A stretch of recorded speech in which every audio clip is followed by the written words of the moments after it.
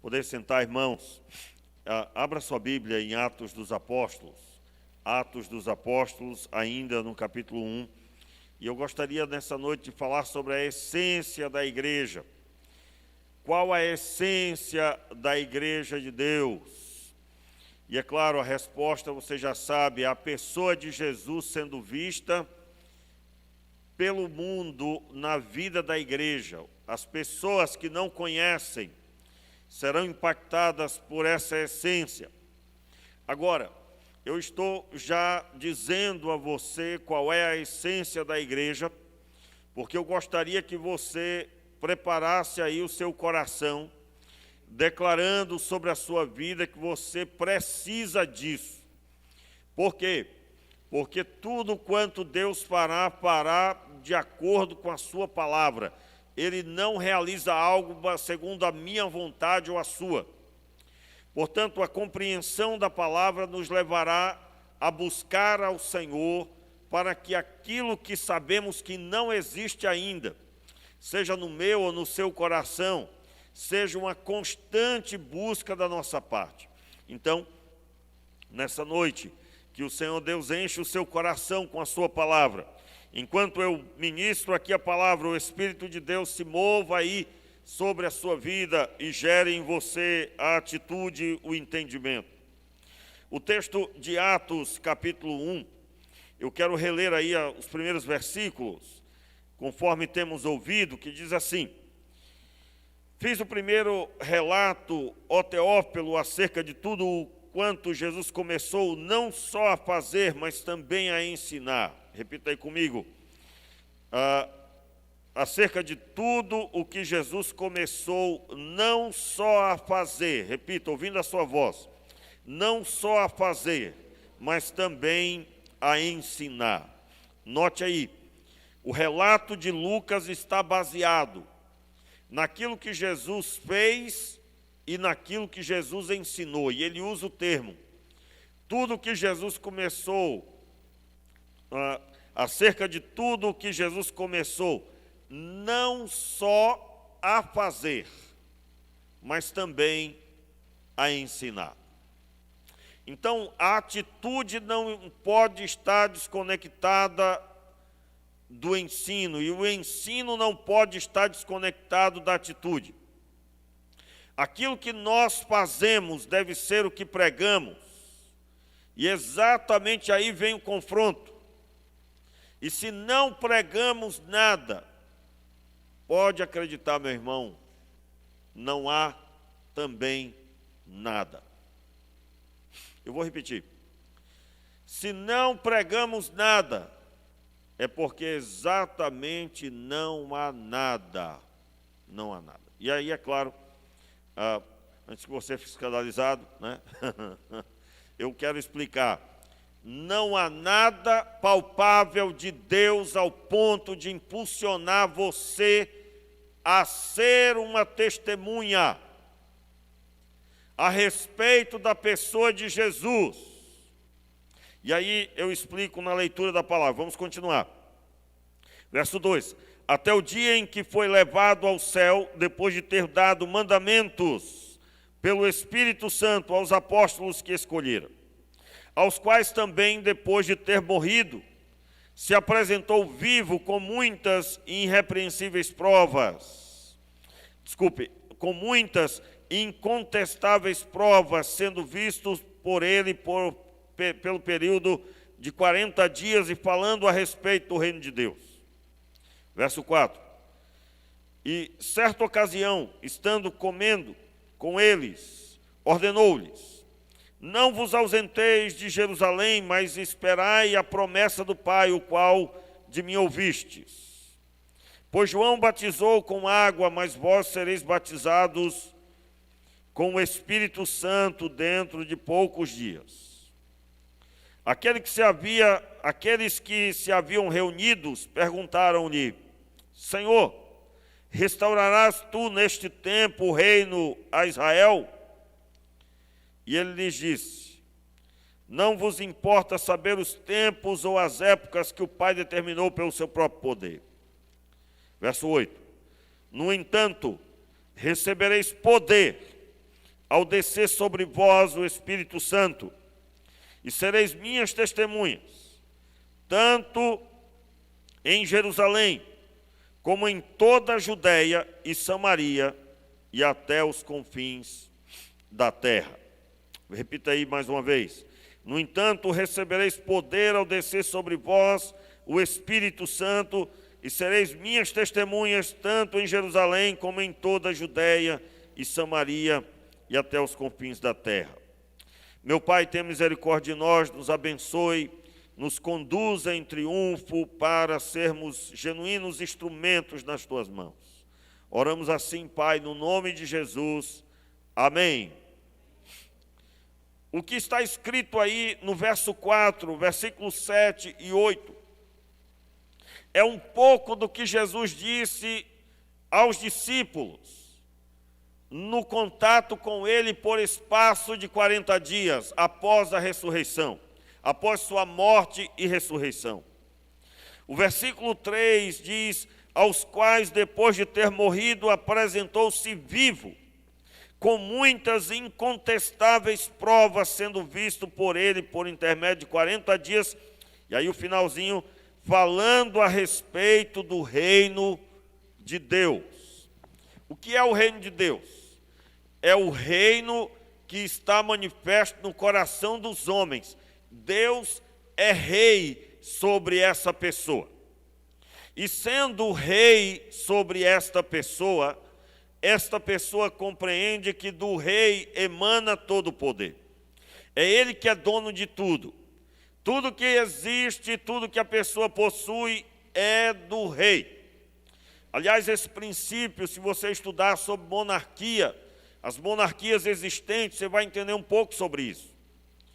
Por exemplo, até hoje na Inglaterra existe uma rainha.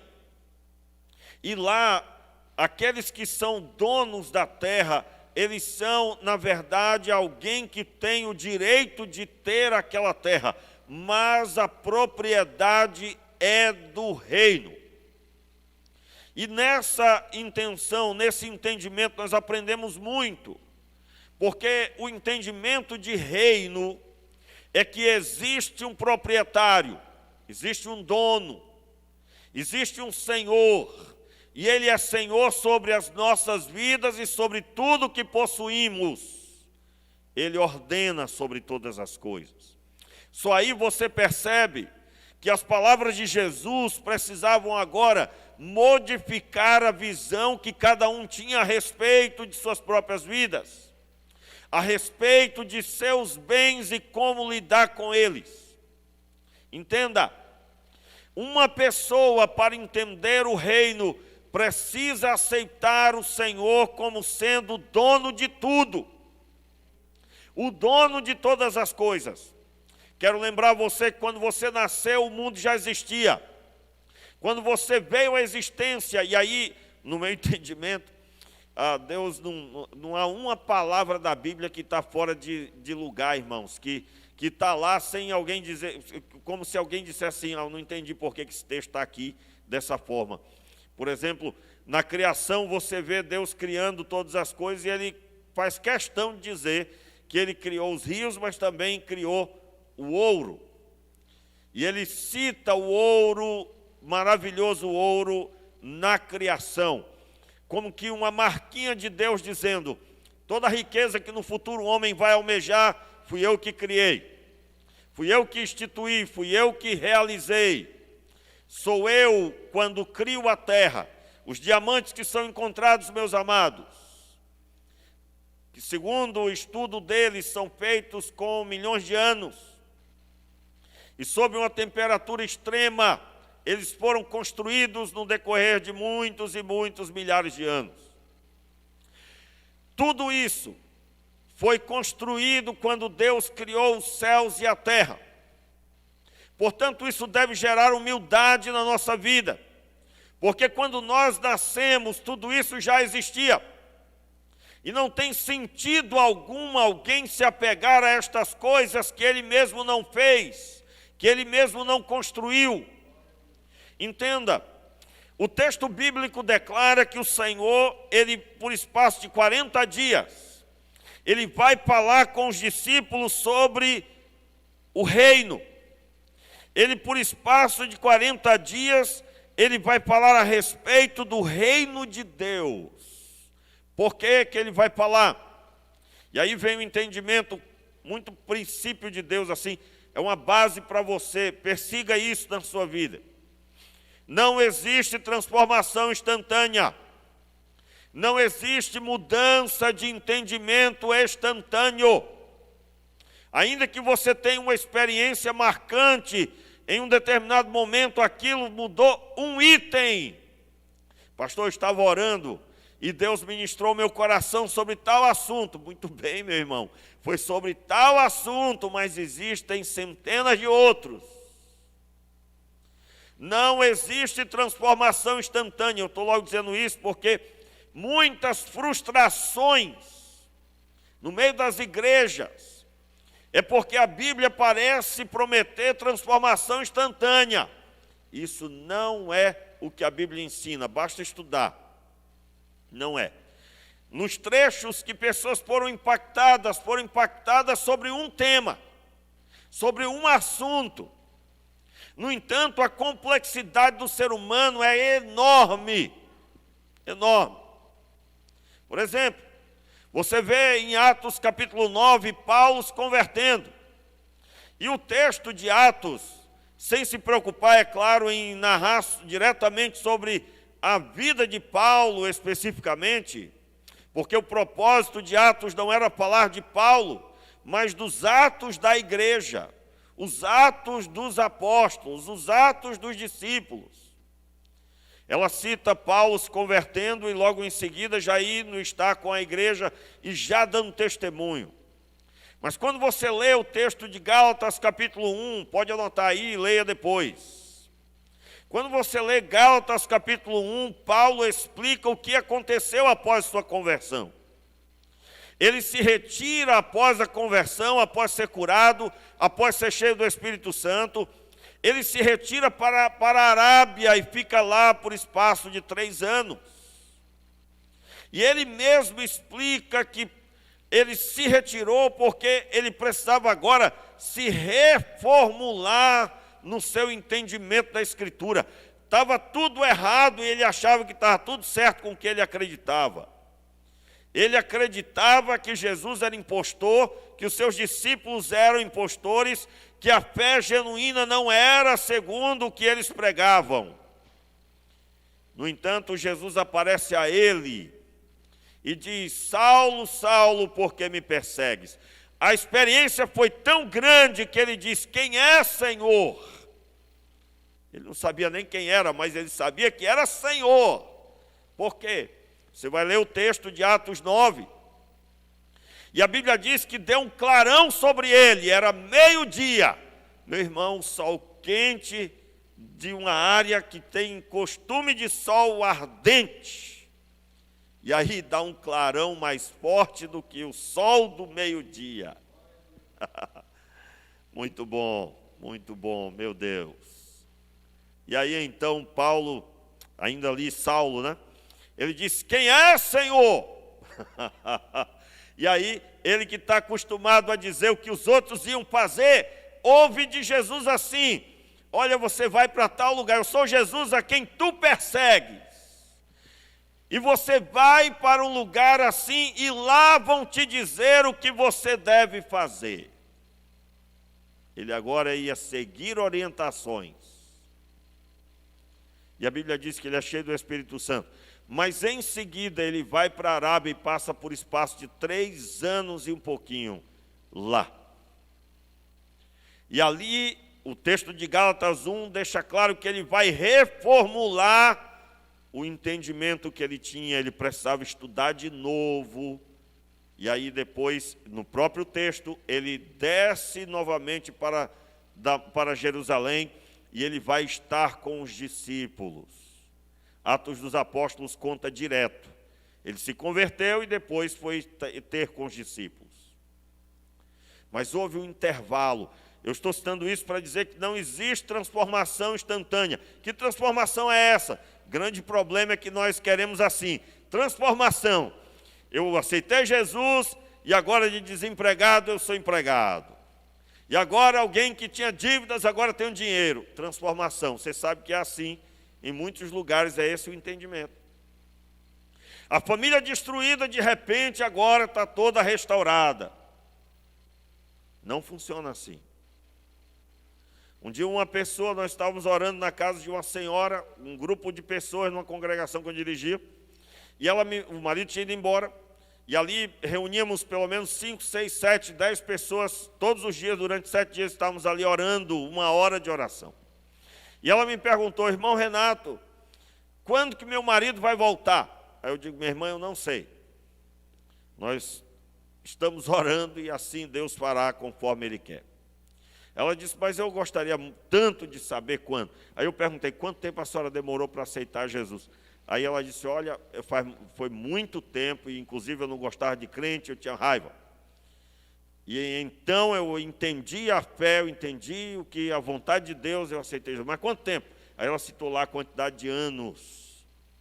Pois é, minha irmã, talvez seja essa quantidade de anos para ele se converter. Nós não temos garantia de como será, se esse mês ou mês que vem. Só temos o entendimento de que a vontade de Deus é boa, perfeita e agradável, e o Senhor Deus, que quer restaurar a família, Ele pode sim ser no estalar de dedos, mas ainda assim é um processo.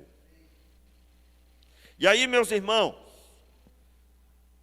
a palavra de Deus, ela nos deixa muito claro que o alvo do Senhor é implantar no nosso coração o reino.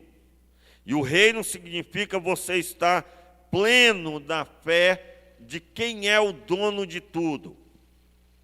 E eu quero deixar claro, irmãos, que nós temos o costume, os que ainda não foram transformados, faz assim normalmente: eu creio, mas na hora do aperto pega de volta das mãos de Deus e não deixa que eu faça. Senhor, eu confio em Ti.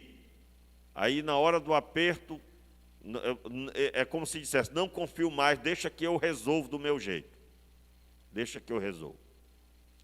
Então, até alcançar essa estrutura, e aí eu quero, é claro, falar o caminho para alcançar essa estrutura. Vamos lá, o versículo 4, as palavras de Jesus: não vos ausentei de Jerusalém, mas esperai a promessa do Pai, o qual de mim ouvistes. A promessa do Pai, a qual de mim ouvistes. Qual é essa promessa? Versículo 8: no entanto, recebereis poder ao descer sobre vós o Espírito Santo, e sereis minhas testemunhas, tanto em Jerusalém como em toda a Judéia e Samaria até os confins da terra. Entenda, a essência da igreja é a convicção da pessoa de Jesus ressuscitado. Nós falamos isso domingo de manhã.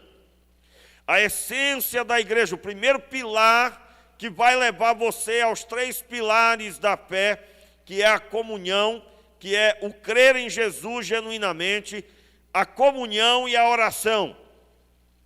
Onde nós ministramos que não se pode viver a fé sem esses três atos.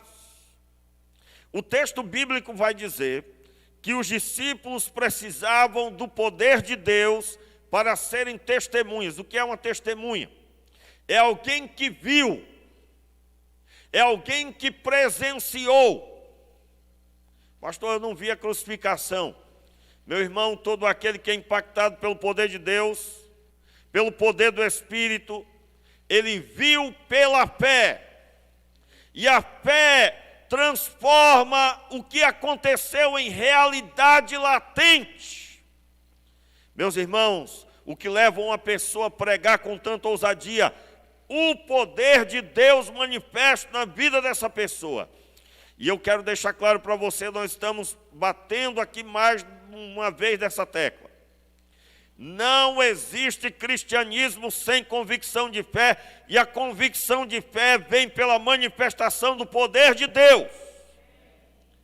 O grande problema, irmãos, é que os anos se passaram, e infelizmente a religiosidade transformou as palavras que eu acabei de dizer em problemas na mente de alguns. Como assim? O batista tradicional olha para uma pregação como essa e diz: o pastor acabou de falar sobre o pentecostalismo, porque os pentecostais é que dão ênfase no poder de Deus. Olha aí a morte espiritual, e a pessoa nem percebeu. Se você acabou de pensar isso, você morreu, viu, filho? Você está morto espiritualmente. Peça a Deus misericórdia. Como assim? Quando Jesus proferiu isso, não existia a igreja pentecostal.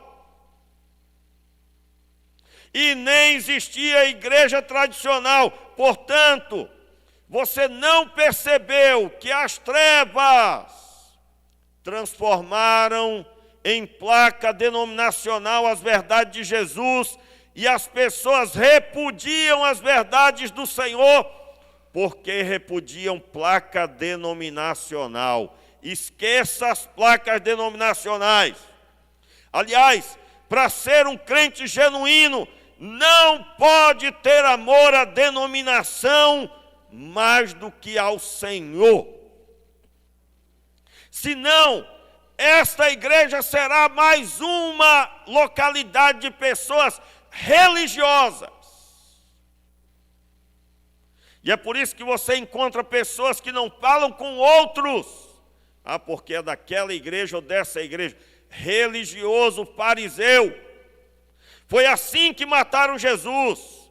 Pastor, mas Jesus tinha que morrer, senão não nos salvava.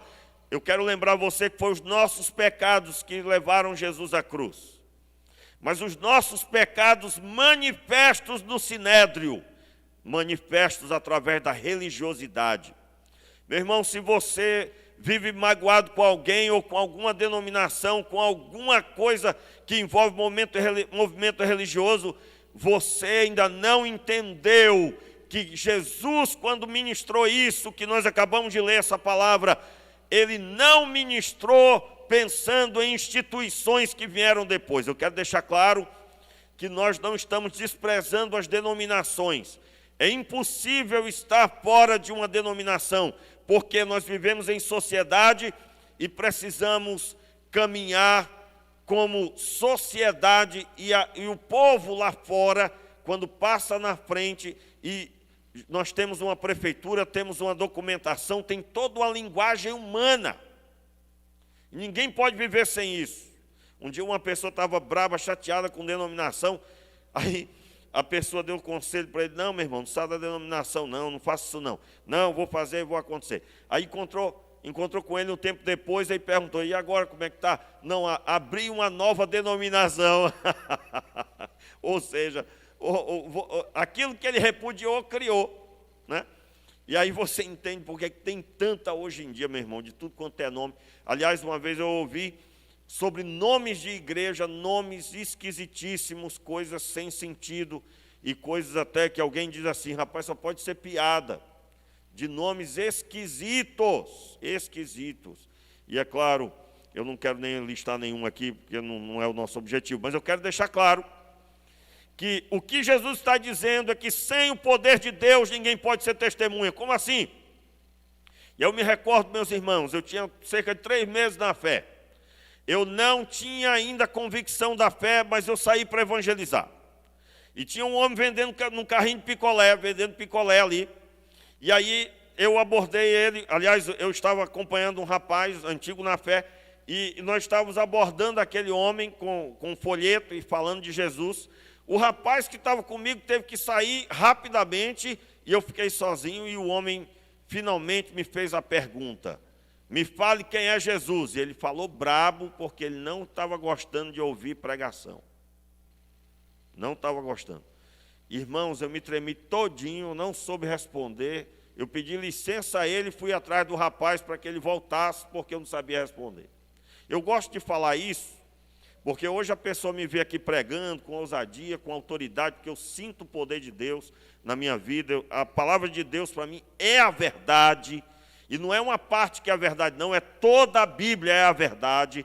Eu sinto a presença de Deus, eu tenho convicção da minha fé, mas isso foi uma experiência forte que marcou a minha vida, e naquele momento eu não tinha. Então, eu me tremi todinho e não soube responder aquele homem. E assim, meus irmãos, até hoje está cheio de gente que vai para o culto, que carrega a Bíblia, que já até leu a Bíblia toda mais de uma vez, pode ter acontecido e feito, mas não tem convicção de fé. No primeiro aperto, a pessoa se treme todinha e não tem resposta. Quando vê uma pessoa possuída, corre para ir buscar um crente que ele entende que é um crente mais firme do que ele, para levar até lá. Quando, na verdade, o poder não está no crente, mas o poder está no nome de Jesus, que é utilizado nas mãos, no coração de um crente, e não importa quem seja a pessoa. Me lembro que o pastor Roberto Caso estava pregando no retiro, lá no Acre, e aí interromperam a pregação, irmãos, porque lá no alojamento tinha uma moça possuída. Interromperam a pregação e o senhor de idade foi lá e falou no ouvido dele: pastor, tem uma pessoa possessa lá dentro. Aí o pastor, no meio de todo mundo, disse: meu irmão, vá lá agora em nome de Jesus e você vai expulsar e eu vou continuar aqui. Veja, teve que buscar uma pessoa. Eu me lembro, eu estava no seminário, e eu era primeiro ano, e eu estava lá na cantina, trabalhando no seminário, e tinha um quarto ano que veio lanchar. Irmãos, o quarto ano era arrogante. Aí ele olhou para mim, e havia no seminário um tipo de patente, que era quartanista, chegava para primeiro ano e fazia assim no braço, né? Os 4 dedos era 4 anos. Aí ele olhou para mim e perguntou: você é primeiro ano? Sou. Aí, havia um apelido sobre o primeiro anista que chamava-se Burrão. Aí diz: então você é burrão. Aí eu ouvi tudo, servi ele, né? E ele arrogante. Final de semana, eu fui acompanhar o pastor Alexandre para pregar numa igreja muito longe, e eu fui com ele. Na hora do culto, uma mulher passou mal, levaram a mulher lá para fora. Já contei essa experiência aqui. Levaram a mulher lá para a lateral do templo, era uma igreja grande, e, meus irmãos, a mulher manifestou possessa, estava possuída pelo diabo, o negócio estava feio. E foram lá, interromperam a pregação e pediram ao pastor Alexandre, se eu puder ajudar lá e resolver. Aí o pastor Alexandre me chamou, né? Disse: vá lá e resolva. Quando eu cheguei lá, irmãos, quem estava quase apanhando, quem era? O quartanista. Ele estava quase pegando uma coça. Na hora eu até brinquei pensando, digo: rapaz, eu vou ordenar esse capeta, dar uma pisa nele. Vai agora, pode dar uma pisa. Não vou fazer isso, não é de Deus, né, irmão?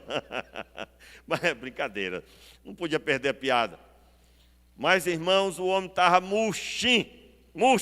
A pessoa possessa era aquela possessão de botar medo em qualquer um que não tivesse autoridade no Senhor. E aí, eu me lembro que ele lá, murcho, literalmente, irmãos, estava quase apanhando. No final rolou amizade e ficou tudo bem, a mulher foi liberta em nome de Jesus e ali deu tudo certo. Agora, por que as coisas são assim? Porque se não houver a manifestação do poder de Deus que nos transforma em genuínas testemunhas, você vai ver uma pessoa sofrendo, lutando, carregando a própria vida e olhe. Então nós não podemos abrir mão. A genuína estrutura da igreja vem pelo poder do Espírito manifesto na vida da pessoa. Como eu disse, o grande problema é que nós transformamos esse assunto bíblico em modismos denominacionais, em liturgia denominacional.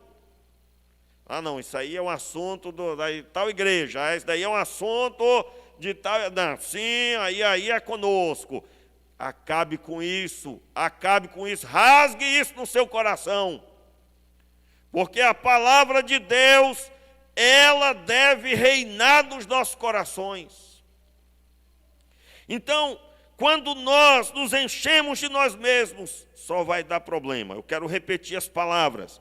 No entanto, recebereis poder ao descer sobre vós o Espírito Santo, e sereis minhas testemunhas. O que é uma testemunha? Alguém que fala com convicção do que viu e ouviu. Quando você lê a palavra de Deus, você está ouvindo a palavra de Deus. Diga amém, eu recebo. Você vai ouvir a voz de Deus e a voz de Deus vai ecoar aí dentro do seu coração.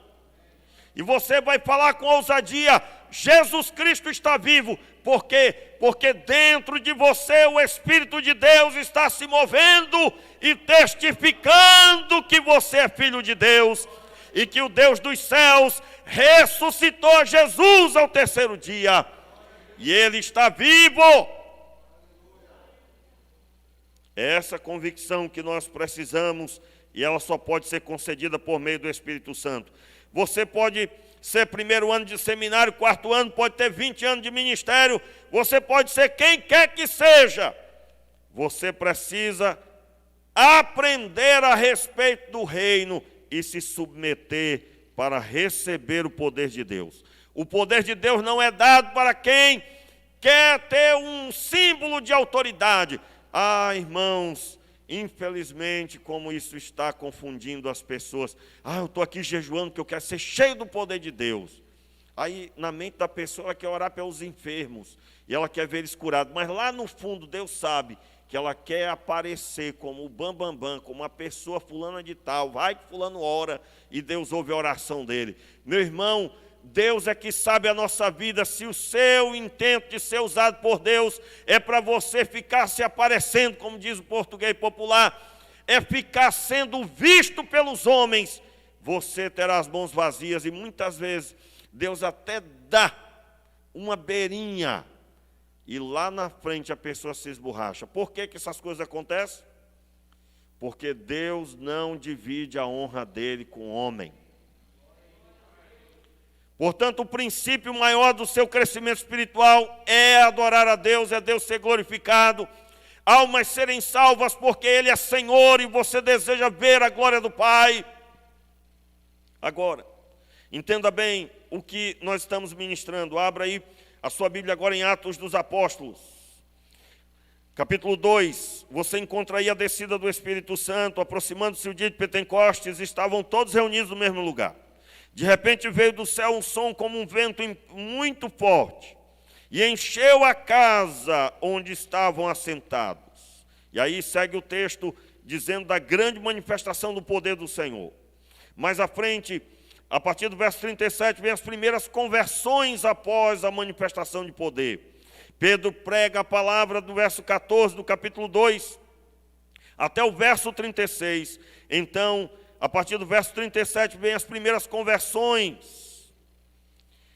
Capítulo 3, um homem enfermo na entrada do templo é curado. Grandes milagres começam a acontecer. Capítulo 4, a Bíblia diz que Pedro e João, eles se encontram agora perante o Sinédrio, explicando o que tinha acontecido. Mas aí, no capítulo 4, versículo 32, acompanhe. Olha o efeito da manifestação do poder de Deus, e é isso que nós precisamos buscar, a essência da igreja. Versículo 32. Era um o coração e a alma da multidão dos que criam. Repita. Era um o coração e a alma da multidão dos que criam, e ninguém dizia que coisa alguma que possuía era sua própria, mas todas as coisas eram compartilhadas. Os apóstolos davam com grande poder testemunho da ressurreição do Senhor Jesus, e em todos eles havia abundante graça. Não havia entre eles necessitado algum, pois todos os que possuíam terras ou casas, vendendo-as, traziam o preço do que fora vendido e depositavam aos pés dos apóstolos. Verso 35. E distribuíam-se a cada um conforme a sua necessidade. Então, aí segue o texto falando de José, que ele vende uma propriedade, ele fica sendo conhecido como filho da consolação. O texto bíblico vai dizer que era o coração e a alma da multidão dos que criam. O coração, a alma, a plenitude do ser humano estavam todos no mesmo propósito: abençoar uns aos outros. Agora, como que isso é possível? Só é possível quando o poder de Deus for mais forte do que aquilo que você tem, ou aquilo que você é, ou aquilo que você almeja ter na sua vida, quando o poder de Deus é mais forte, você não será mais seduzido pelo que você é, pelo que você tem, ou pelo que você está buscando financeiramente. O que reina é o reino, entenda. Se você não entender o reino de Deus, não existe entrega das finanças. O povo aqui estava firme entregando as finanças que tinha para igualar os necessitados. Não havia entre eles necessitados alguns, nenhum deles ficava sem suprir as suas necessidades. Agora, como que isso é possível? Quando a pessoa entende o reino, o que eu tenho não é meu, o proprietário é o rei. E ele, ao ter contato com o rei, por meio do entendimento do reino de Deus, aí eu retorno. Jesus, por espaço de 40 dias, apareceu com muitas provas, apareceu vivo, com muitas incontestáveis provas do que havia acontecido. Ele estava vivo. E ele apareceu ensinando a eles a respeito do reino de Deus. Meu irmão, eu estou falando que o reino de Deus, ele só será vivido genuinamente quando o poder de Deus é uma realidade na vida da pessoa. Eu volto a dizer, esqueça modismos denominacionais, eu estou falando da sua experiência com Deus, que não tem placa denominacional, tem a sujeição ao Senhor como centro, e o reinado do rei, em nome de Jesus. Agora, olha o efeito disso. O povo estava abrindo mão do que tinha desde que abençoasse pessoas. Entenda, nós não estamos aqui dizendo agora você vai abrir mão de tudo que você tem. Meu irmão, você pode ter tudo de bom dessa terra, mas o seu coração não pode estar nelas. Você pode ter uma conta bancária cheia, está lotado, pastor, tem demais. Eu até fico assim olhando e não preciso de tudo isso. Mas o seu coração não deve estar nisso. É só isso aí. E aí eu gostaria que você abrisse agora sua Bíblia em Mateus capítulo 6. Mateus capítulo 6, versículo 19 ao 21, que diz assim. Quem encontrou, diga amém. Vamos lá, meus irmãos, fique de pé aí no seu lugar aí, animado. Você que está em casa, sai aí da sua cadeira aí, do seu sofá, fique de pé. Se você não está com a Bíblia, você está todo errado, meu filho. Vamos logo, pegue sua Bíblia. E abra sua Bíblia aí em Mateus. Se eu perguntar quantos querem ser abençoados, todo mundo. Então, utilize a palavra de Deus. Diz assim a palavra de Deus. Não ajunteis tesouros na terra, onde a traça e a ferrugem destrói, e onde os ladrões arrombam e roubam. Verso 20, repita. Ajuntai, porém, tesouro no céu, onde nem a traça nem a ferrugem destroem, onde os ladrões não arrombam nem roubam. Pois onde estiver o vosso tesouro, aí estará também o vosso coração. Mais uma vez. Pois onde estiver o vosso tesouro, aí estará também o vosso coração. Glória a Deus, poder sentar. O que é que Jesus está dizendo aqui? Se o seu coração está, se o seu tesouro, aquilo que você tem de maior valor, é o que você tem aqui na terra, o seu coração está aqui na terra desses bens. Aí vai ser como o jovem rico. Lembra do jovem rico? Ele chega para Jesus: o que posso fazer para herdar a vida eterna? Aí Jesus orienta: não, você segue os mandamentos. Tenho feito desde a minha mocidade. E aí ele pergunta: e aí o que eu faço? Aí Jesus diz: olha, vai, vende tudo que tens, dá aos pobres, depois retorna. A Bíblia diz que ele saiu entristecido, porque tinha muitos bens. Onde é que estava o coração dele? O coração dele estava no que ele tinha, e era só isso que ele tinha. O que era que ele tinha de mais precioso, ainda que falava de salvação. Meu irmão, em nome de Jesus, você pode falar de salvação de manhã, de tarde e de noite, mas se o seu coração tem por maior valor esta terra, você terá somente isso, e isso é nada. Entenda como é nada. Se agora você morresse, ninguém gosta de um exemplo desse, né? Já dizia que todo mundo quer ir para o céu, mas ninguém quer morrer. É ou não é? Todo mundo quer ir para o céu, mas ninguém quer morrer. Mas se você morresse agora, o que seria de tudo que você tem? Suas roupas.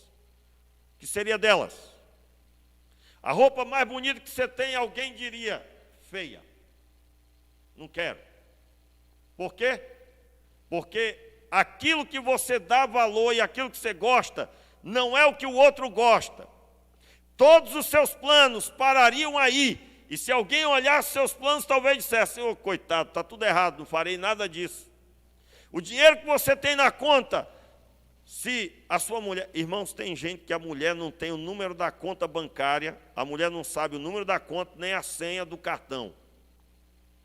Aí se você morrer, meu filho, essa mulher vai ter que levar lá a certidão de óbito no banco para poder ela ter acesso. Que vergonha. Que vergonha. E talvez você está assim, não, mas não preciso dizer para ela. Eu digo, você não é uma só carne? Você não casou? Se você é uma só carne, você esconde alguma coisa de você mesmo? Já pensou a pessoa lá do quarto dizendo, eu nem vou falar para mim a respeito disso. Eu vou guardar segredo de mim mesmo isso aqui. Não existe isso. Ser uma só carne é ser a mesma pessoa. Portanto, pastor, mas se eu soltar o cartão de crédito na mão dela, o senhor não tem ideia. Então, meu irmão, seu problema é um outro. Você precisa reformular seu entendimento e também da sua esposa. E só Deus pode reinar num lar se Ele buscar. Então, não negue os princípios de Deus por causa de problemas irresolvidos. Resolva! Diga amém aí, meu irmão. Então, entenda bem.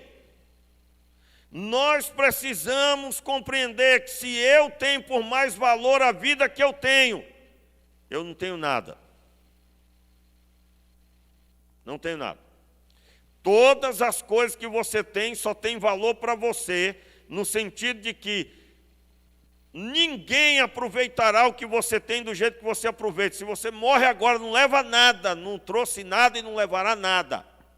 E aí está lá a pessoa se apegando, isso aqui, Deus tem misericórdia.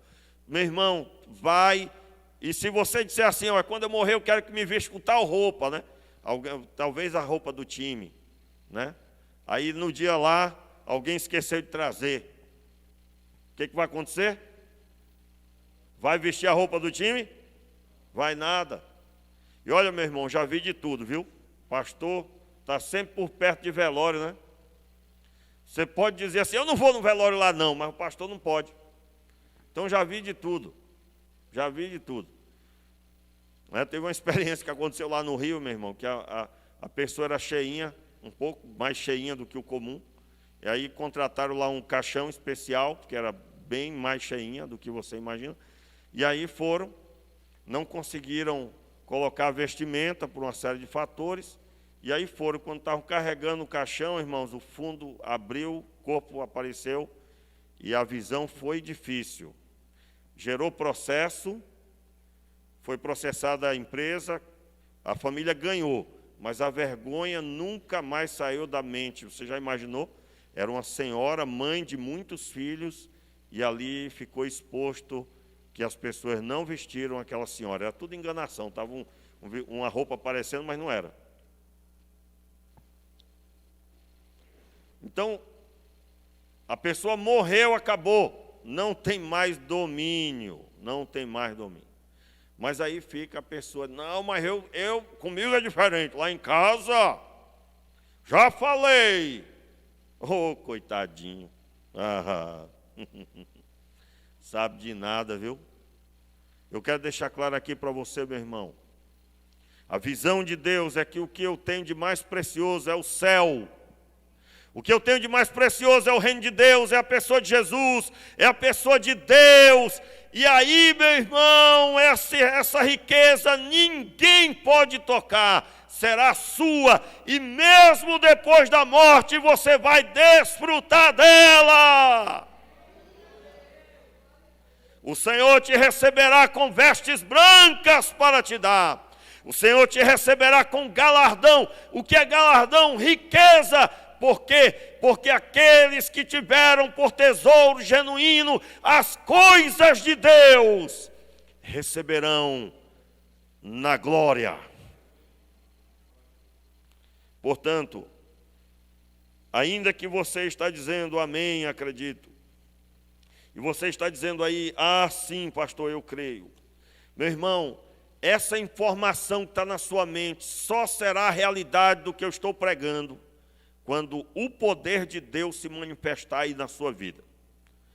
Entenda. O poder de Deus transforma em realidade a pregação. É real na sua vida. É um fato, um acontecimento. Você que por qualquer coisa você para pelo caminho, você já começou a ler a Bíblia um monte de vezes, nunca terminou, nunca passou nem do livro que você começou. Você que já buscou em oração e não continuou e sempre retrocedeu. Meu irmão, você precisa do poder de Deus na sua vida. Está faltando o poder de Deus, porque você termina de falar como o tesouro da terra é o maior tesouro para você, você fica enganchado nele. Só tem um jeito de rompermos com o tesouro da terra: quando o céu reina em nossos corações. De forma que os céus se tornam um genuíno acontecimento. E eu encerro lendo com você Efésios capítulo 3, abra aí. Efésios capítulo 3. Pode até ficar de pé já. Fique de pé aí, meu irmão, animado. Animado por quê, pastor? Por causa da presença do Senhor, por causa da palavra de Deus. Efésios capítulo 3, versículo 4. Fique de pé aí, vamos ler. Olha aí o que Paulo diz, ó. Por causa disso me ponho de joelhos perante o Pai de nosso Senhor Jesus Cristo, do qual toda a família nos céus e na terra toma o nome. Oro para que, segundo as riquezas da sua glória, repita, verso 16. Oro para que, segundo as riquezas da sua glória, vos conceda que sejais fortalecidos com poder pelo seu Espírito no homem interior. Espírito aí, maiúsculo, é o Espírito Santo. Repita mais uma vez. Oro para que, segundo as riquezas da sua glória, vos conceda que sejais fortalecidos com todo o poder pelo seu Espírito no homem interior. É uma experiência no homem interior. Verso 17. Para que Cristo habite pela fé no vosso coração. E oro para que, estando arraigados e fundados em amor. Meu Deus.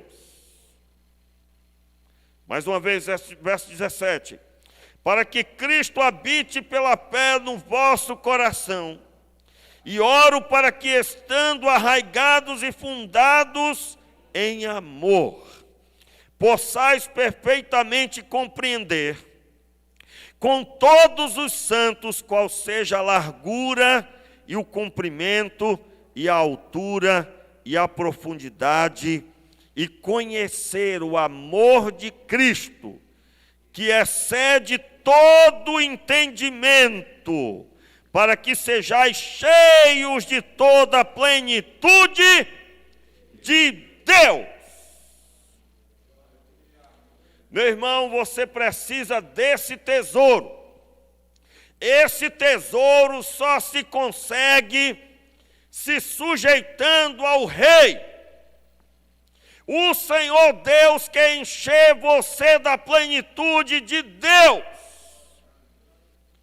Feche os seus olhos. Sobre isso nós vamos falar mais no próximo encontro. Mas feche os seus olhos, levante as suas mãos e comece a orar. Meu Pai, o teu nome é sobre todo nome. E nós queremos agora, Pai, te pedir o poder do Espírito agora sobre cada um dos teus filhos, conduzindo cada um a um quebrantamento, a um derramamento de coração, diante da tua presença. Nós oramos, Pai, pedindo a manifestação do teu Espírito, Senhor, trazendo a intensidade do teu poder, trazendo o derramamento do Espírito. Meu Pai, seja quebrantado agora todo o coração endurecido, seja a tua mão viva agora sobre a tua igreja. Nós te pedimos, Pai, tem misericórdia de nós, tem misericórdia das nossas vidas. Nós reconhecemos que precisamos da manifestação do teu poder, meu Pai. Nós precisamos da mão poderosa do Senhor, nos transformando em genuínas testemunhas de que o Senhor está vivo, de que o Senhor é Deus e não há outro, de a riqueza genuína está nos céus, e ainda que tenhamos bens materiais, ainda que o Senhor tenha nos dado graça para alcançar algum bem material, tudo isso vai ficar, nada disso vai subir, e nós temos plena consciência dessa realidade. E nós te pedimos, Pai, que a glória de Deus seja tremenda de forma tal a nos sujeitarmos completamente. Nós oramos, Pai, pedindo, receba as nossas vidas, e que a essência da igreja, que é Cristo Jesus, que é a plenitude do Pai na vida da igreja por meio de Jesus Cristo, que o conhecimento do amor de Cristo, que excede todo o entendimento, Senhor, ela seja plena no nosso meio, Senhor, em nome de Jesus. Amém e amém. Dê um forte aplauso ao Senhor. Aleluia, aleluia, glória a Deus, glória a Deus.